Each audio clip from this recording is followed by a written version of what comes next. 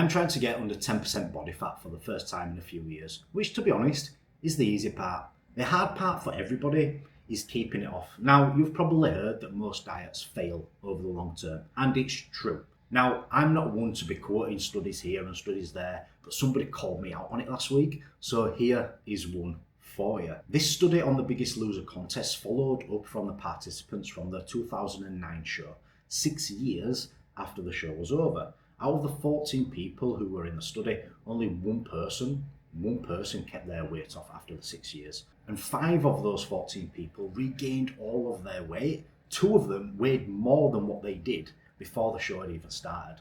So half of the subjects gained at least all of their weight back. Now, I think a large part of why this trend is so common is that people often lose weight for an event, not for life.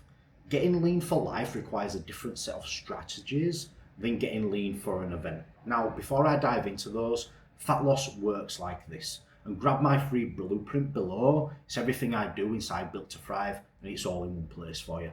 Now, you need to be in a calorie deficit. We can all get into the debate of the quality of food mattering, which believe me, it does. I'm a massive whole foods guy. But if you aren't in a calorie deficit, you will not lose weight. It's that simple. This means that you're consuming fewer calories than you are burning. You consume calories by eating food. You burn calories in 4 ways. Number 1, your BMR, basal metabolic rate, which is just the number of calories your body burns sitting here. Exercise activity thermogenesis. Don't need to explain that. Your non-exercise activity thermogenesis. This is any activity that isn't exercise, so stuff like getting up and down, typing, moving your hands as doing a YouTube video. Then there's things like thermic effects of food, which is the number of calories your body burns digesting the foods that you eat.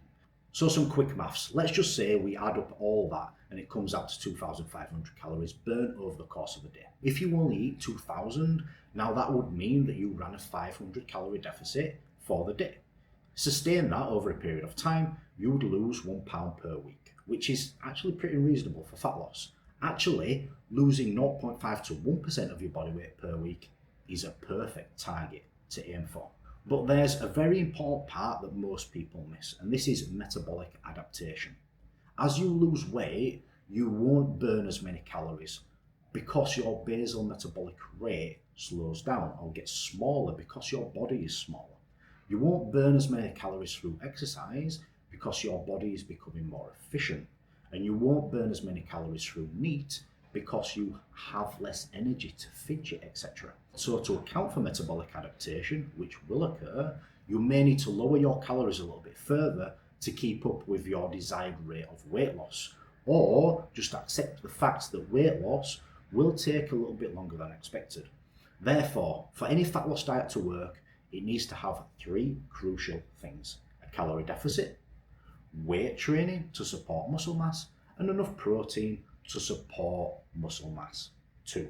You'll have heard this before, but usually 1 gram per pound of body weight for protein is best, and that's how you lose fat. As I said, easy.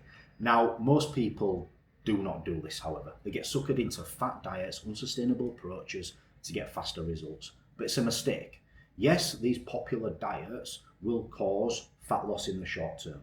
That's why they are popular in the first place, right? But low-calorie diets tend to result in more muscle mass and eventual regain of weight. By isolating yourself, it may help you for a little while, but eventually it will make the diet feel unsustainable. And cutting out entire food groups might help initially, but it can lead to nutrient deficiencies and cravings, which make weight gain just inevitable. So if you actually want to lose weight, get lean, and avoid the yo-yo dieting hellhole, you need to take a better approach. And if you want my help, DM me Thrive on Instagram using the link below. Now let's dig into 3 specific strategies that'll help you not only lose fat, but keep it off. The third one on my list is the most important. The first one is to just give yourself enough time to lose fat. As I've already mentioned, you should aim to lose 0.5 to 1% of your body weight per week on a fat loss phase. So if you weigh 200 pounds right now, you should look to lose 1 to 2 pounds per week. In other words, if you want to cut 20 pounds, it should take you 10 to 20 weeks to get there. By going slower, you won't feel as deprived or eager to get off the diet because it won't feel like you're dieting very hard at all. To make sure you're losing around the ideal weight, I would recommend a deficit of around 20% of your current maintenance. I should also mention that in addition to giving yourself plenty of time to get lean, you also need to give yourself a realistic end target. Generally speaking, most men should look to maintain something between 10 and 15% body fat all year round. This will make you look and feel your best, be dominant and ready for anything. The second long-term strategy is to use habits to make the diet feel as easy as possible. Check out this video where I break down 9 habits to get you to 10% body fat with ease. Motivation comes and goes, right? It's fleeting and it should not be relied upon. If you haven't built the right habits when motivation dips, which it will, you will most likely start veering off track. However, if you can operate like a robot, you've got nothing to worry about when that happens. Recommended reading is James Clear's Atomic Habits, which is in my school platform for clients. The first technique is habit stacking. This is when you pair an activity that you already want to do with an activity that supports your weight loss goal, like listening to a podcast on a run or watching a YouTube whilst doing cardio in the gym. Link the more enjoyable activity of doing the task with the less enjoyable activity of doing the cardio, and then you'll be less tempted to skip the cardio.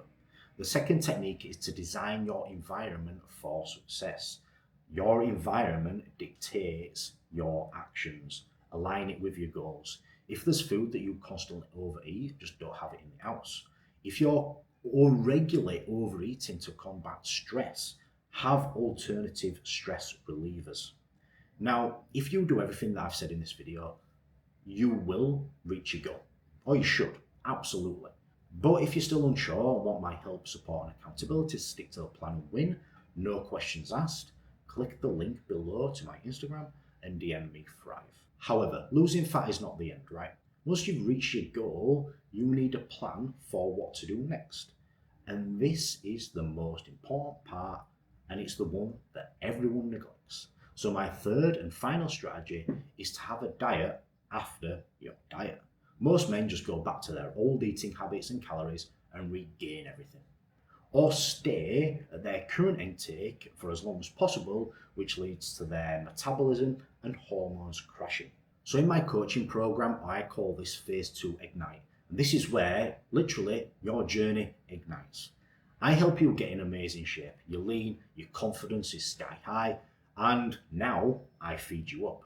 I put more carbs into your body and your body reacts like a machine. It fires up, you look bigger, you look fuller, your veins are popping, your performance and exercise goes through the roof.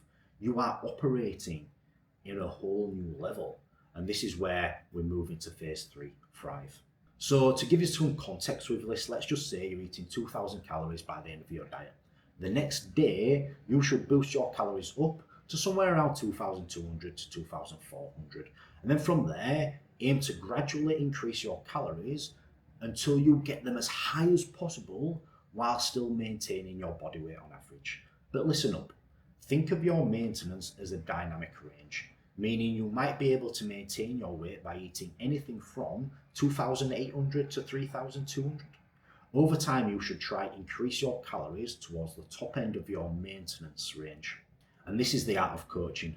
This is the art of phase 2 Ignite. And this is the most important part of any diet, because if you can eat more food, you'll feel less restricted. It'll be easier to maintain your physique. More food improves training performance. And this is great if you want to enter a lean gaining phase or a performance phase after your cut. All right, guys, that's it for this one. Thank you so much for watching. Don't forget to leave me a thumbs up if you enjoyed the video. Subscribe if you haven't already. And I'll see you all here in the next one.